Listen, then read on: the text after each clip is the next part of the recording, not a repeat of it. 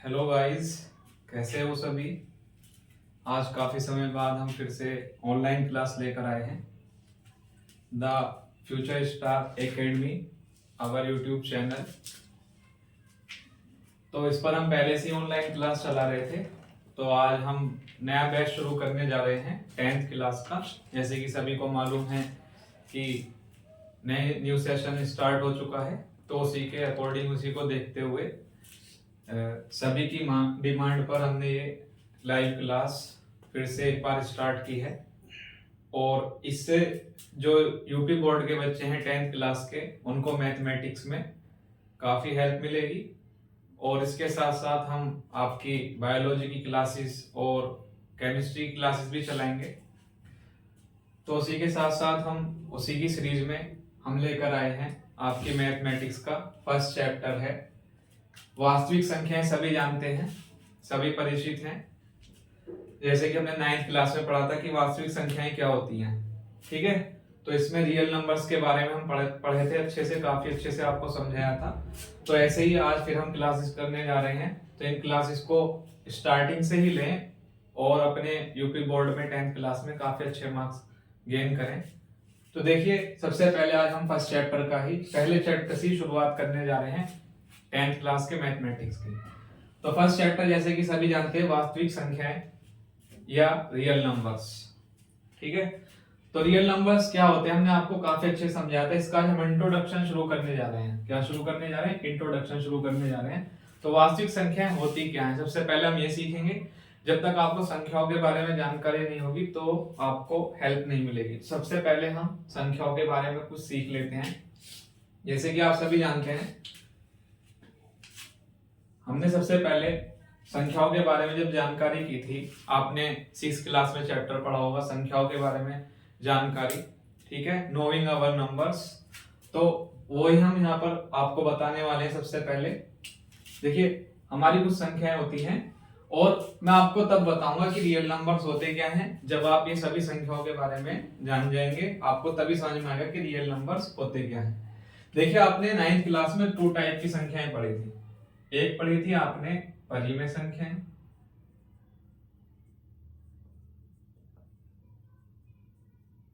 परिमेय संख्याएं यानी कि रेशनल नंबर, ठीक है। वे संख्याएं जिनको हम P अपॉन Q के रूप में लिख सकते हैं या लिखी जा सकती हैं, और क्यों हमारा किसके इक्वल नहीं होना चाहिए, 0 के बराबर नहीं होना चाहिए। तो ऐसी संख्याएं हमारी कौन सी संख्याएं होती थी? ये परिमेय संख्याएं होती हैं, ठीक है। ऊपर वाली संख्या होती है हमारी अंश और नीचे वाली संख्या होती है हमारी हर। और अंश को हम न्यूमरेटर कहते हैं, जो इंग्लिश मीडियम वाले बच्चे हैं, और हर को हम डेनोमिनेटर कहते हैं, ठीक है। तो यहाँ पर जो आपका हर होता है, क्यों? देखिए, जो हम परिमेय संख्याओं को दिखाते हैं वो P अपॉन Q की फॉर्म में ही दिखाते हैं, ठीक है, अंश बटे हर की फॉर्म में दिखाते हैं। और इनके बारे में जो रूल्स होते थे वो भी हमने आपको 9th क्लास में अच्छे से पढ़ाया था कि कौन सी संख्या आपकी परिमेय संख्या होती हैं। तो दूसरी जो होती है आपकी, वो होती है अपरिमेय संख्याएं,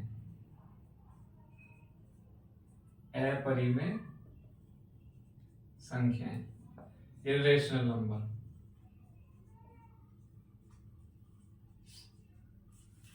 इर्रेशनल नंबर, देखिए, जो संख्या हमारी P अपॉन Q के रूप में लिखी जा सकती हैं उनको हम रेशनल नंबर यानी कि परिमेय संख्याएं कहते हैं।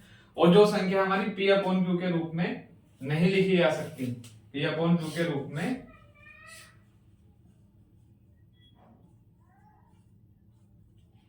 नहीं लिखी जा सकती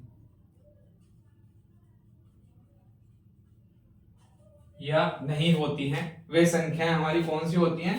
अपरिमेय संख्याएं कहलाती हैं, ठीक है। तो ये सब हमने आपको सिखाया हुआ था। इनके कुछ रूल्स भी होते थे। इनके हम पता कैसे करते थे कि कौन सी संख्या परिमेय संख्याएं होती हैं और कौन सी अपरिमेय संख्याएं होती है, ये सब हमने आपको सिखाया है, ठीक है। ये कैसे सिखाया हमने? इसके भी कुछ रूल्स होते थे। रूल्स क्या होते थे?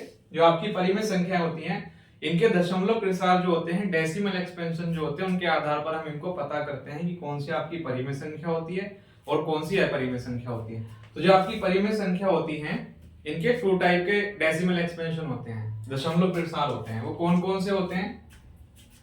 देखिए जो परिमेय संख्या होती हैं उनका दशमलव प्रसार होता है, एक तो होता है शांत दशमलव प्रसार, शांत दशमलव प्रसार, terminating decimal expansion, terminating decimals expansion. ठीक है, ये एक प्रकार का ये होता है। दूसरा होता है आपका अशांत दशमलव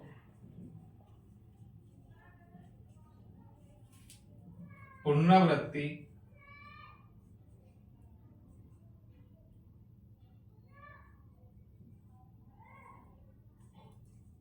अशांत दशमलव पुनरावृत्ति प्रसार, यानी कि non terminating, not terminating and repeating decimal expansion.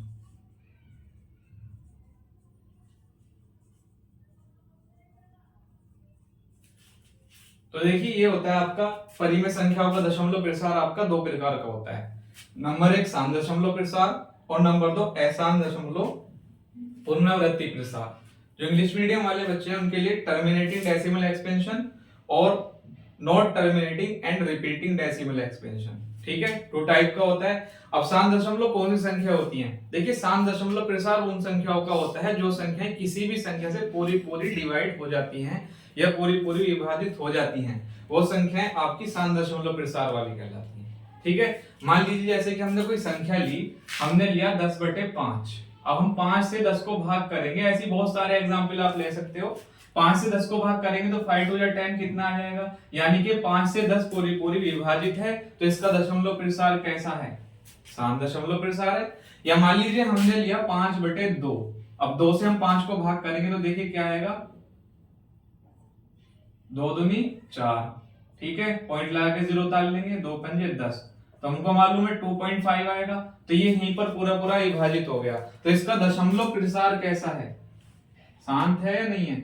तो जिनका दशमलव प्रसार शांत होता है वो संख्याएं आपकी परिमेय संख्याएं कहलाती हैं। एक तो ये पता लग गया कि किस तरीके से हम पता लगाते हैं कौन सी संख्या हमारी परिमेय है और कौन सी अपरिमेय। तो जिन संख्याओं का दशमलव प्रसार शांत होता है वो संख्याएं हमारी परिमेय संख्या होती है। दूसरा, जैसे कि अशांत दशमलव पुनरावृत्ति प्रसार है, तो कुछ संख्याएं ऐसी भी होती हैं जिनका दशमलव प्रसार अशांत होता है, यानी कि जो चलता ही जाता है। जैसे कि मान लीजिए अगर हम लें 10/3 ले लेते हैं, कितना लिया हमने? 10/3। अब इसका हम पता कैसे करेंगे? देखिए बहुत सारी संख्याएं ऐसी होती हैं जो लगती तो हमें परिमेय है लेकिन वो अपरिमेय होती हैं, वो बाद में बताऊंगा कैसे। देखिए 3 से अगर हम भाग करते हैं 10 को, 3 तिया 9, 10 में से 9 गया, एक पॉइंट लगा के 0 उतार लो, 3 तिया 9, फिर चलता जाएगा तो क्या आते चला जाएगा? 3 3 3 आते चला जाएगा ना। तो हमने दूसरा दशमलव प्रसार जो बताया था वो कौन सा बताया था? अशांत दशमलव पुनरावृत्ति। पुनरावृत्ति का मतलब यानी कि रिपीटिंग, यानी कि जहां पर नंबरों की बार बार रिपीटिंग होती है, किसी डिजिट की बार बार रिपीटिंग हो, ऐसी संख्या हमारी कौन सी होंगी? ये भी परिमेय संख्याएं होती हैं। तो हमने आपको पहले ही बता दिया था ऑलरेडी कि परिमेय संख्याएं कौन सी होती हैं। वे संख्याएं जिनको हम p/q के रूप में लिख सकते हैं और जिनका दशमलव प्रसार शांत दशमलव प्रसार और अशांत दशमलव पुनरावृत्ति प्रसार वाली जो संख्याएं होती हैं वो सभी हमारी कौन सी होती हैं? परिमेय संख्या होती हैं। हमने आपको एग्जाम्पल भी बता दिए हैं कि किस तरीके से आपकी संख्याएं परिमेय होंगी। जब शांत दशमलव प्रसार होगा तब भी आपकी संख्याएं कौन सी होंगी? परिमेय संख्या होंगी। और जब इस टाइप का दशमलव प्रसार होगा, डेसिमल एक्सपेंशन होगा, जैसे कि यहाँ पर एक संख्या बार बार रिपीट हो रही है, पुनरावृत्ति हो रही है। पुनरावृत्ति यानी कि दोबारा से उस अंक की या किसी भी चीज की दोबारा से जब दोबारा आ जाए वो तो पुनरावृत्ति हो गई, रिपीटिंग हो गई उसकी। ठीक है, तो ये हमारी कौन सी संख्या है? अशांत दशमलव पुनरावृत्ति प्रसार वाली। तो ये संख्याएं भी कौन सी होती है? हमारी परिमेय संख्या होती हैं। ऐसे बहुत सारे एग्जाम्पल हम ले सकते हैं। मान लो हमें कोई दशमलव प्रसार ऐसा दिया होता 0.2222, देखो सब जगह 2 आ रहा है। ये हमने लिया 0.13131313 डॉट डॉट डॉट। देखिए डेसिमल एक्सपेंशन में दशमलव के बाद जरूरी नहीं कि आपके एक ही अंक रिपीट हो, बहुत सारी संख्याएं भी रिपीट हो सकती हैं, ठीक है, अनंत संख्याएं भी रिपीट हो सकती हैं। तो जिन संख्याओं का दशमलव प्रसार, पुनरावृत्ति या साम दशमलव प्रसार होता है, वो संख्याएं हमारी कौन सी होती हैं? परिमेय संख्या होती हैं, ठीक है। अब अपरिमेय संख्याएं जो होती हैं वो कौन सी होती है, उनके बारे में बात कर लेते हैं थोड़ा सा, ठीक है। देखिए ये परिमेय संख्याएं होती हैं सब, अपरिमेय कौन सी होंगी? अभी हमने बताया वे संख्याएं जिनको हम परिमेय p/q के रूप में नहीं लिख सकते, व्यक्त नहीं कर सकते या नहीं लिखी जा सकती हैं, वे संख्याएं हमारी अपरिमेय संख्याएं होती हैं। अगर हम आगे और बात करें संख्याओं की, अब इसका कैसे पता करेंगे कि अपरिमेय संख्या कौन सी होती है, ठीक है। देखिए इसका भी दशमलव प्रसार से हम पता लगाते हैं। कैसे? इसका जो प्रसार होता है केवल एक प्रकार का होता है, अशांत दशमलव, अनावृत्ति दशमलव प्रसार, ठीक है। यहाँ पर बहुत सी जगह पुनरावृत्ति की जगह आवर्ती भी दे देते हैं, ठीक है, इस चीज में कंफ्यूज नहीं होना। तो देखिए अशांत दशमलव, अनावृत्ति, आवर्ती अलग चीज है, आवर्ती या पुनरावृत्ति, यानी कि जब कोई अंक बार बार आए, कोई चीज बार बार रिपीट होती है तो हमारी आवर्ती या पुनरावृत्ति कहलाती है। अनावृत्ति का मतलब होता है जब कोई भी अंक आपका दोबारा से रिपीट ना हो, ठीक है। जैसे कि मान लीजिए हमने यहाँ पर कोई दशमलव प्रसार लिखे 1.2346392 डॉट डॉट डॉट, देखिए सब जगह अलग अलग नंबर है, बदलता जा रहा है ना। और जब प्रसार कैसा है इसका? अशांत। और एक प्रसार हमारा परिमेय संख्या होगा भी अशांत होता है, लेकिन वहां अंकों की पुनरावृत्ति होती है, इसलिए वो हमारी परिमेय संख्या है। और अगर हमें इस टाइप का प्रसार दिया होगा और वहां पे कोई भी अंक हमारा रिपीट ना हो, तो इस टाइप की संख्याएं जो होंगी आपकी वो अपरिमेय संख्या होती हैं। और बहुत सारे एग्जांपल ले सकते हैं हम, 0.32, 324, 326, 96, जैसे डिजिट बदलता जा रहा है ना यहाँ पर, तो ये भी हमारी परिमेय संख्या नहीं है। तो जिन संख्याओं का दशमलव प्रसार इस टाइप का होता है जहां पर संख्याओं की बार बार पुनरावृत्ति ना हो, तो ऐसी संख्या कौन सी होती है? आपकी अपरिमेय संख्या होती है। अब ये तो हो गई परिमेय और अपरिमेय संख्याओं की बात।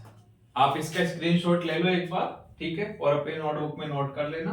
ये थोड़ी बेसिक नॉलेज की बातें हो गई हैं लास्ट क्लासेस 9th की, जब आप इनको समझोगे तभी आपको रियल नंबर्स या वास्तविक संख्याएं समझ में आएगा। अब इसके बाद हमें कुछ संख्याओं के बारे में और जानकारी देनी है, तो इसका स्क्रीनशॉट लो एक।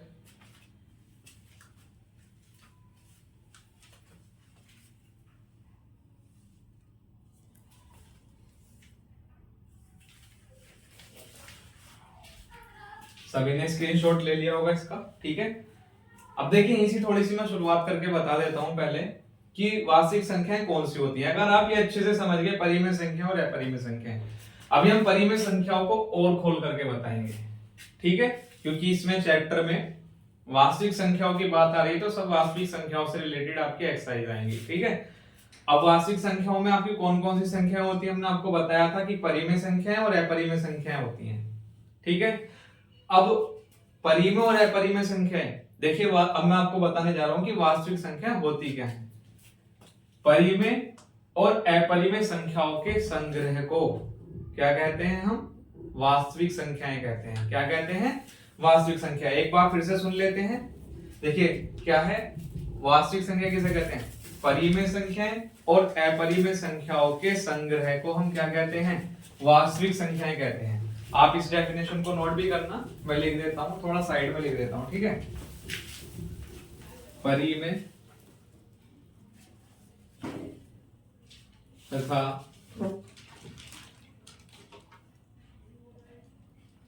अपरिमेय संख्याओं के संग्रह को वास्तविक संख्या कहते हैं, ठीक है।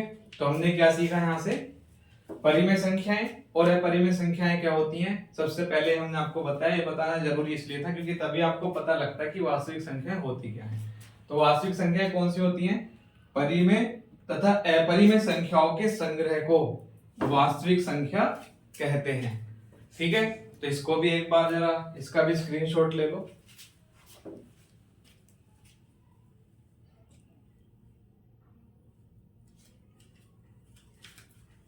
तो देखिए सभी को अच्छे समझ में आ गया होगा कि वास्तविक संख्या होती क्या है। एक बार फिर से बता देता हूं मैं कि परिमेय संख्या आपको पता लग गई है कौन सी होती है, ठीक है, तथा अपरिमेय संख्याएं भी अब आपको मालूम है कौन सी होती है।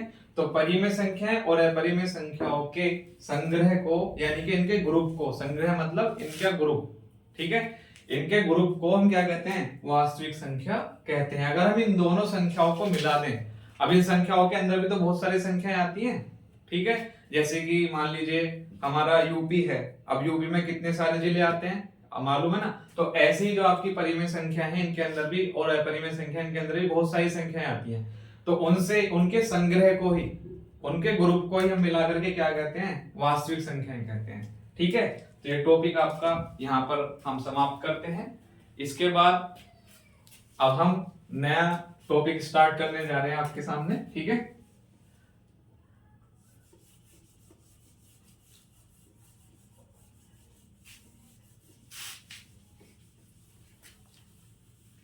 देखिए इस चैप्टर की एक्सरसाइज कराने से पहले हम आपको कुछ संख्याओं के बारे में और बताएंगे, कौन कौन सी संख्याएं होती हैं आपकी। ठीक है, उसी के बाद हम एक्सरसाइज स्टार्ट करेंगे, क्योंकि ये बेसिक नॉलेज भी हर चैप्टर कराने से पहले सबसे पहले हम आपका बेसिक क्लियर कराएंगे। जब तक बेसिक अच्छा नहीं होगा आपका तो आपको कुछ क्लियर नहीं होगा। उसके बाद हम इंट्रोडक्शन कराएंगे चैप्टर का, और इंट्रोडक्शन कराने के बाद ही हम आपको एक्सरसाइज कराएंगे। ठीक है, तो सभी बच्चे हमारी क्लासेस से लास्ट तक जुड़े रहें, आपको ऐसे ही अच्छी अच्छी क्लासेस मिलती रहेंगी। ठीक है, और आपके बोर्ड में काफी आपको हेल्प मिलेगी।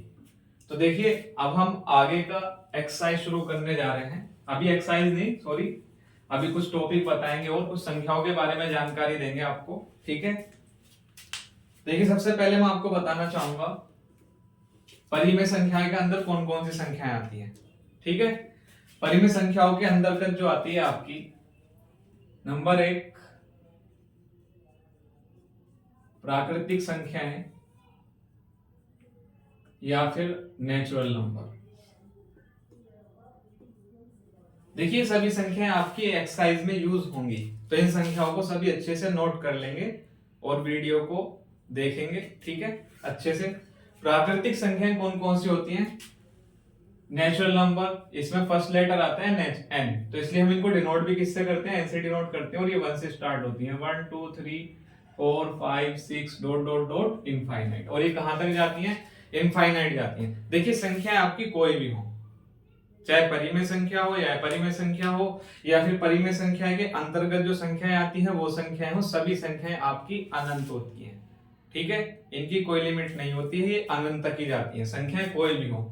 ठीक है, अभी मैं बताऊंगा कौन कौन सी संख्याएं होती हैं। देखो दूसरा, ये तो मालूम हो गया आपको कि प्राकृतिक संख्याएं कौन सी होती हैं, वे संख्याएं जो हमारी 1 से स्टार्ट होती हैं और अनंत तक जाती हैं। ठीक है, और ये सभी हमारी पॉजिटिव होती हैं, प्लस की होती है, धनात्मक। ठीक है, ये याद रखना है। उसके बाद दूसरी संख्याओं के बारे में हम आपको बताते हैं।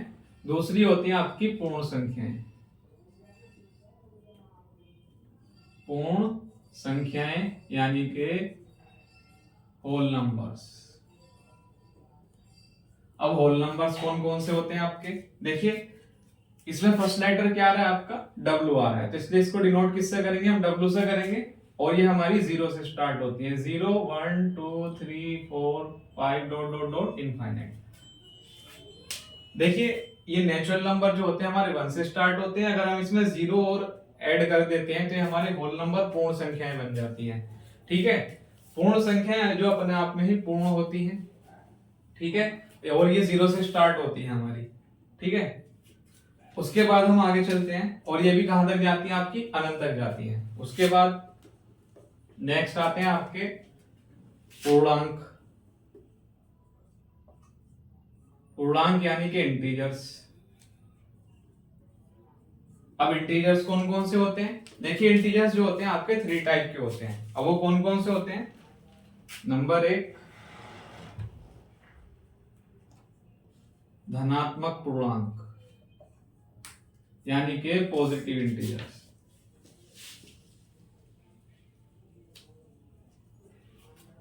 पॉजिटिव इंटीजर्स कौन कौन से होते हैं, और दूसरा पहले लिख लेते हैं। दूसरे होते हैं हमारे ऋणात्मक पूर्णांक, ऋणात्मक पूर्णांक यानी कि नेगेटिव इंटीजर्स।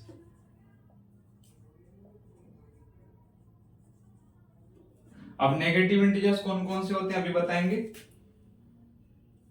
एंड थर्ड होते हैं आपके शून्य पूर्णांक यानी कि जीरो इंटीजर। इसके तो नाम से ही पता लग रहा है, आप सभी बता देंगे और आपको बताया हुआ भी है, ठीक है। लेकिन फिर भी हम बेसिक से लेकर चल रहे हैं तो इसलिए आपको फिर से बता रहे हैं, ठीक है। देखिए धनात्मक पूर्णांक जो होते हैं, एक मैथमेटिशियन थे जिन्होंने इनको खोजा था या जिन्होंने इनको बनाया था, तैयार किया था, ठीक है, ज़ेहलेन। क्या नाम था उनका? ज़ेहलेन। उन्होंने अपने ही नाम पर इंटीजर्स को नाम दिया। जो पॉजिटिव इंटीजर्स जो होते हैं उन्होंने इनको Z से डिनोट किया क्योंकि इनके नाम में फर्स्ट लेटर क्या आता है? Z आता है, ठीक है। तो जो पॉजिटिव इंटीजर होते हैं उसको हम Z से डिनोट करते हैं और पॉजिटिव है तो इसके ऊपर हम क्या लगा देते हैं? छोटा सा प्लस लगा देते हैं। ये बताता है कि कौन सा इंटीजर है धनात्मक, धन का मतलब प्लस, ठीक है, पॉजिटिव इंटीजर। अब लिखे कैसे जाते हैं? देखिए जितने भी आपके नेचुरल नंबर होते हैं वो सभी आपके धनात्मक पूर्णांक होते हैं या पॉजिटिव इंटीजर होते हैं। ये सभी आपके प्लस के होते हैं, ये हम कह सकते हैं, ठीक है। तो जितनी भी संख्या आपकी प्लस की होती है, ठीक है, वो संख्या आपकी कौन सी होती है? प्राकृतिक संख्याएं या पॉजिटिव इंटीजर। जैसे कि +1, प्लस वाली संख्याओं के साथ हम प्लस लगाकर नहीं लिखते हैं, ऐसे लिखते हैं। तो +1 +2 +3 +4 ये सब क्या है आपके? इनफाइनाइट तक पॉजिटिव इंटीजर या धनात्मक पूर्णांक, ठीक है। ये हो गया आपके पॉजिटिव इंटीजर। दूसरा ऋणात्मक पूर्णांक, ठीक है। फर्स्ट हो गया आपका धनात्मक पूर्णांक, कंप्लीट हुआ। अब बताएंगे हम आपको ऋणात्मक पूर्णांक। ऋणात्मक पूर्णांक कौन से होते हैं? देखिए इसके नाम से हमें पता लग रहा है नेगेटिव। इसके नाम में था पॉजिटिव जो प्लस के होते हैं, इसमें नेगेटिव वाला है यानी कि जो माइनस के होंगे वो सभी आपके ऋणात्मक पूर्णांक होंगे। जैसे कि इसको हमने प्लस लिखा था तो इसके ऊपर हम क्या लगाएंगे? छोटा सा माइनस लगाएंगे, ठीक है। अब माइनस लगा करके इनको लिखेंगे हम -1 -2 -3 -4 डॉट डॉट डॉट इनफाइनाइट। ये भी कहां तक जाते हैं? आपके इनफाइनाइट तक जाते हैं। देखिए जो पॉजिटिव इंटीजर होते हैं वो आपके लेफ्ट टू राइट लिखे जाते हैं यानी कि उल्टी तरफ से सीधी तरफ को लिखे जाते हैं और ये सभी प्लस के होते हैं। और जो आपके नेगेटिव इंटीजर होते हैं ये राइट टू लेफ्ट लिखे जाते हैं, ठीक है, इधर से लिखे जाते हैं, सीधी तरफ से उल्टी तरफ को लिखा जाता है। ये सभी माइनस के होते हैं। अगर इनको हम संख्या रेखा पर दिखाएंगे तो इनको कैसे दिखाएंगे? ये तो आएंगे आपके राइट साइड में और ये आएंगे आपके लेफ्ट साइड में, सभी जानते हैं, ठीक है, करा रखा है सभी को। तो ये आपके ऋणात्मक पूर्णांक हैं और ये आपके धनात्मक पूर्णांक हैं, ठीक है। तीसरा होता है आपका, तो दो हो गए आपके ऋणात्मक और धनात्मक। पता भी लग गया आपको किससे डिनोट करते हैं? धनात्मक को Z पॉजिटिव से, ऋणात्मक को Z नेगेटिव से, ठीक है। और माइनस में आपको पता ही है क्या होता है? माइनस में जो संख्या जितनी बड़ी होती है वो उतनी ही छोटी होती है, ठीक है। तो तीसरा बताते हैं हम आपको। देखिए थर्ड होता है जीरो इंटीजर। जीरो को हम किसी भी सेट नोट नहीं करते हैं, इसका कोई सिंबल नहीं होता है, जीरो जीरो ही होती है, ठीक है। उन्होंने जो दिखाया, उन्होंने नेगेटिव इंटीजर और पॉजिटिव इंटीजर यानी कि धनात्मक पूर्णांक और ऋणात्मक पूर्णांक को दिखाने के लिए Z प्लस और ऋणात्मक पूर्णांक को दिखाने के लिए Z माइनस का यूज किया। अब जीरो होती क्या है? देखिए जीरो एक ऐसी संख्या है, एक ऐसा पूर्णांक है जो ना तो प्लस होती है ना ही माइनस, ना तो धनात्मक और ना ही ऋणात्मक, ठीक है। तो ये हो गया आपका, ये पूर्णांक हो गए आपके सभी, प्राकृतिक संख्या होगी, पूर्ण संख्या होगी, पूर्णांक हो गए। इन्हीं से रिलेटेड आपके क्वेश्चन आएंगे एक्सरसाइज में कुछ, ठीक है। इतना समझ में आ गया होगा आपको, इसको नोट करेंगे, इसका स्क्रीनशॉट ले लो सभी।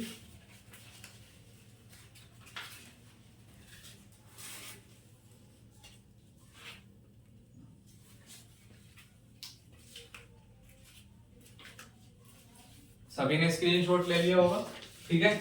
अब हम कुछ संख्याओं के बारे में और बताएंगे अभी, ठीक है। थोड़ा सा मैं इसको रफ कर देता हूं।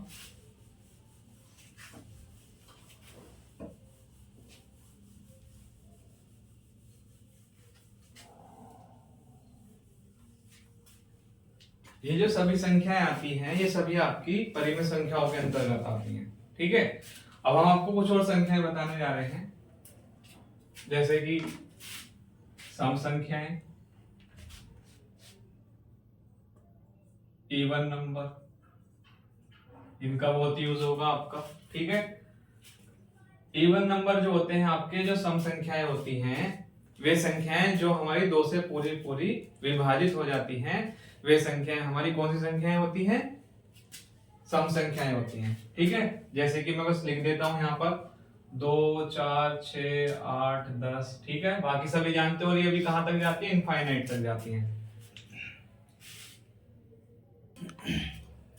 देखिए, सम संख्याएं सभी समझ गए। ठीक है, वे संख्याएं जो हमारी दो से पूरी पूरी विभाजित हो जाती हैं, वे संख्या हमारी कौन सी संख्याएं कहलाती हैं? सम संख्याएं कहलाती हैं। ठीक है, अंकल अब उसके बाद हम आपको बताएंगे अभाज्य संख्याएं, सॉरी विषम संख्याएं।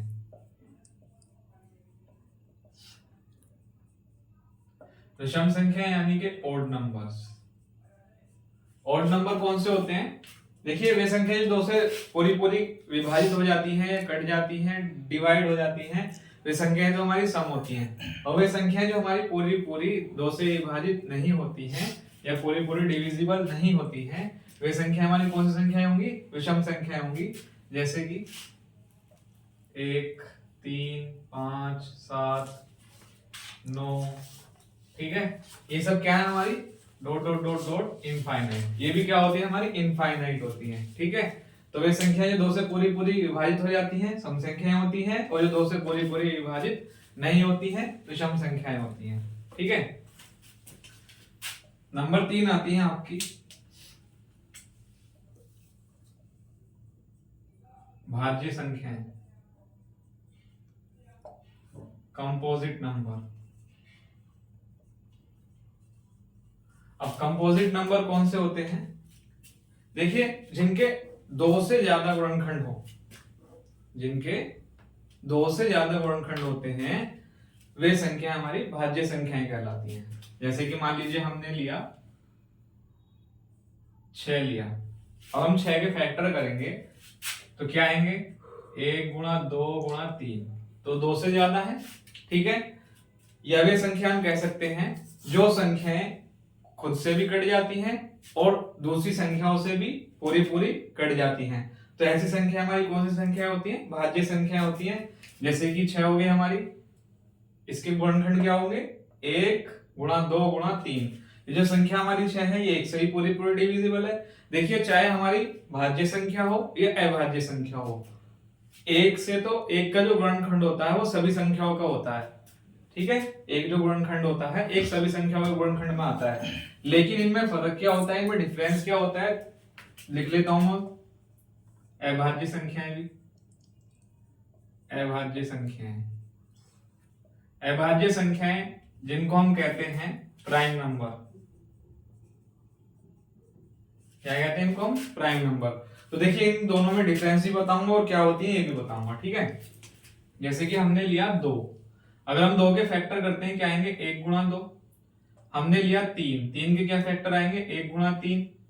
हमने लिया 5, 5 के क्या फैक्टर आएंगे? 1 गुणा 5। ये हमने लिया 7, 7 के क्या फैक्टर आएंगे? 1 गुणा 7। यहां पर देख लेते हैं, हमने लिया 4, तो 4 के क्या फैक्टर होंगे? 1 गुणा 2 गुणा 2। ठीक है, यह हमने लिया 7 हमारी अभाज्य है, तो 8 लिया हमने। 8 के क्या फैक्टर होते हैं हमारे? 1 गुणा 2 गुणा 2 गुणा 2। ठीक है, 2 दूनी 4 दूनी 8। या हम ये भी लिख सकते हैं, इसके और फैक्टर क्या हो सकते हैं? ये 4 से भी हमारा पूरा पूरा डिविजिबल है, तो 4 भी इसका एक गुणनखंड होगा।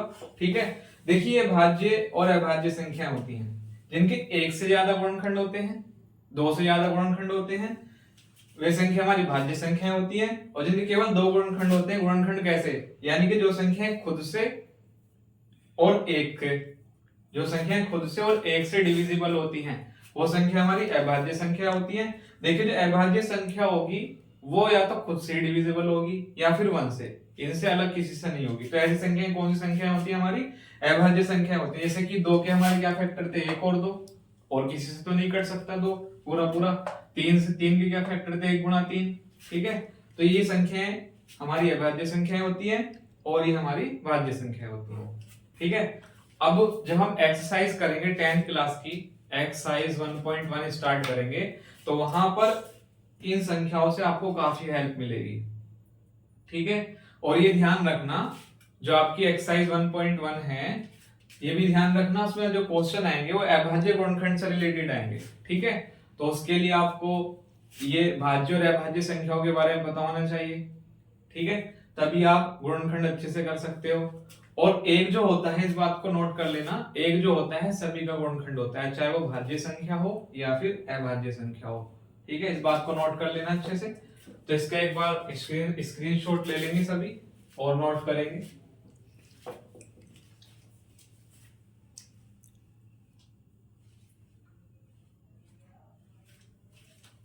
तो देखिए सभी ने स्क्रीनशॉट ले लिया होगा।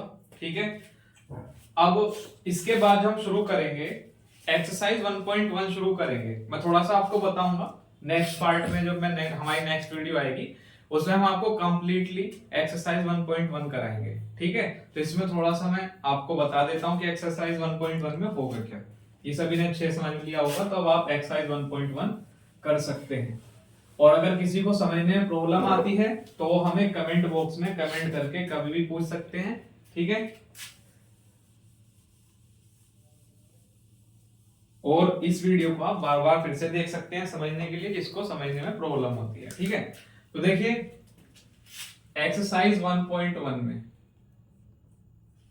सबसे पहले तो हमको आने चाहिए अभाज्य गुणनखंड। अभाज्य गुणनखंड सबसे पहले तो हम इसमें पढ़ेंगे प्राइम फैक्टराइजेशन।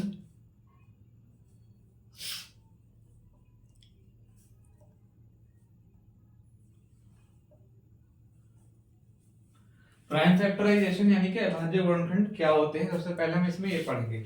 इसको अभाज्य गुणनखंड करने आते हैं अच्छे से, वो एक्सरसाइज के क्वेश्चन इजीली कर लेंगे। उसके बाद हमें इसमें मालूम होना चाहिए कि एलसीएम क्या होता है, लीस्ट कॉमन मल्टीपल। ठीक है, लघुत्तम समापवर्तक। ठीक है, ये क्या होता है। दूसरा हमें इसमें पता होना चाहिए HCF,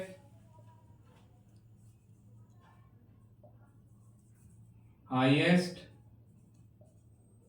कॉमन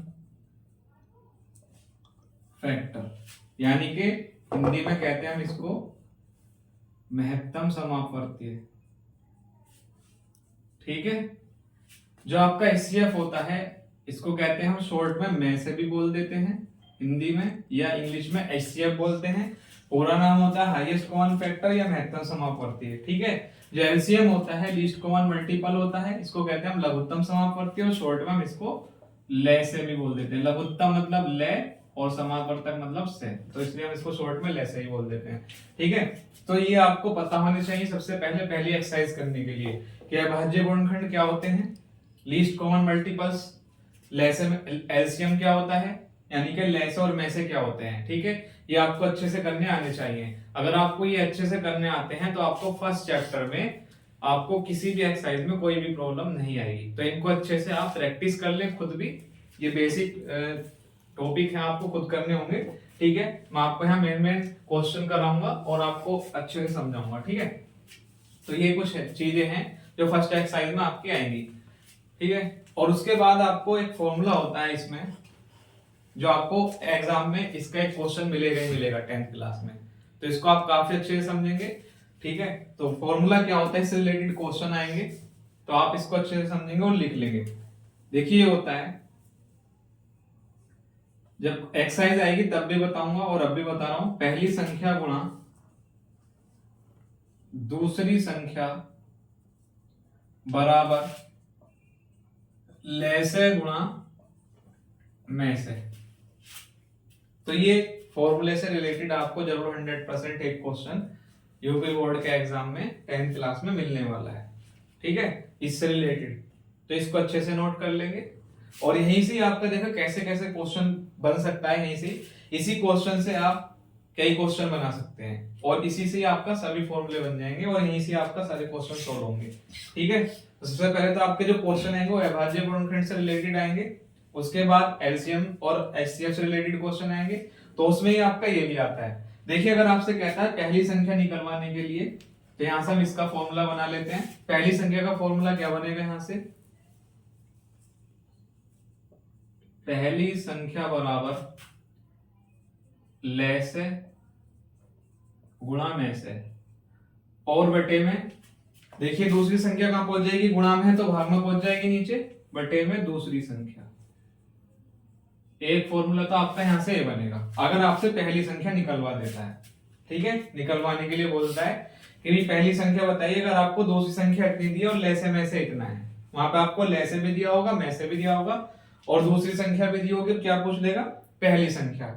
इसी तरीके से अगर वो बोल दे कि दूसरी संख्या बताइए, कुछ भी निकलवा सकता है यहां से, या तो निकलवाएगा देखो पहली संख्या निकलवाएगा, या फिर निकलवाएगा दूसरी संख्या, या फिर निकलवाएगा ले से बताइए या फिर में से। तो इन चारों में से कुछ भी निकलवा सकता है वो। ठीक है, तो आपको ऐसे ही फॉर्मूला बनाना है, जो जो भी निकलवाए आपसे वो तो बराबर के इधर ही रह जाएगा और बाकी सब बटे में चला जाएगा, जो भी हमारा बचेगा। ठीक है, और वहां से आपका फॉर्मूला बन जाएगा।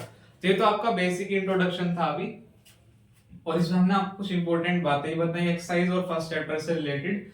तो अब जब हमारी नेक्स्ट क्लासेस आएगी तो उसको काफी अच्छे से समझेंगे। ये हमारी 10th क्लास का फर्स्ट पार्ट था।